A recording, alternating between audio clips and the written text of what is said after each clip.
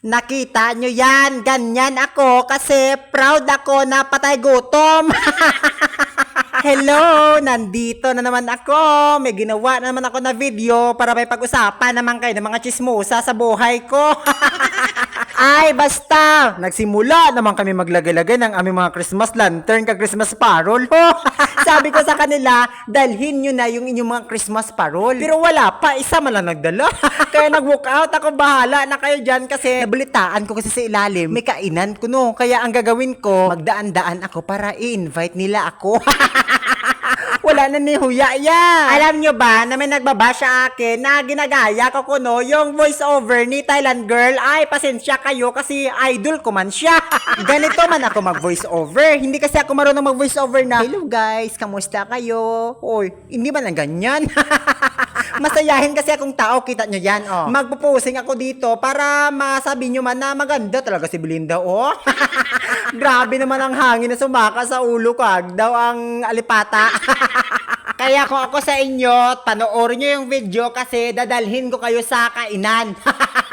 Kaswerte naman ni Inday Belinda kasi libre naman yung kanyang pagkain at snack. O, kita nyo yan? Ganyan lang yung gagawin natin. Magpapansin tayo. O, andito na ako sa classroom kasi dito do sinda. O, kita nyo yan? O, pak! Naabutan ko talaga sila na kumakain, kaya hindi sila makabalibad sa akin, in-invite tinda ako, kaya no choice man sila, kasi andito na nga ako, Kaya pagpasok ko pala sa loob, inakbayan ko na agad yung nagpa-snack para wala siyang masabi sa akin.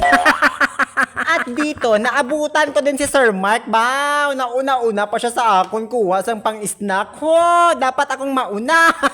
Ay, sabi niya pa sa akin, Belinda, ako na lang yung kunin mo na videographer kasi naghahanap ako ng videographer. Kasi hindi ako makagawa-gawa ng content. Ang hirap man kasi mag-video ng sarili ko lang. Pero alam nyo ba na nagpapasalamat kami kay Ma'am Ninya Garcia kasi eto yung kanyang despedida. Aalis na kasi sa amin. Anong Belinda? Ang aalis tapos saya-saya ka pa ang voice over mo. Mali-mali man Belinda ang emotion. Maraming salamat talaga Ma'am Ninya kahit aalis ka na pero pinabusog mo talaga kami kasi alam nyo ba nag-substay kasi si Ma'am Ninya sa amin at andito na yung kanyang pinalit. Anong pinalit? Hindi ko na maintindihan kung ano yung sasabihin ko basta andito na yung original. Ay, anong ginagawa nyo dyan Sir Mark at saka Sir Giovanni? Kaya ang wish ko sana Ma'am Ninya kung pumasok ka na sa DepEd dito ka na sa amin kasi masaya dito. Iba talaga dito sa Pedro C.C. Senior Memorial High School. Super fun talaga dito, oy. Maswerte talaga kung saan ma-assign si Ma'am Ninya kasi matalino talaga ito at masipag na teacher. Kaya kung ako sa inyo, kunin nyo na to. Di ba, bongga? Baka makatulong yan Ma'am Ninya. At kung makapasok ka ulit sa DepEd, ayos na ka.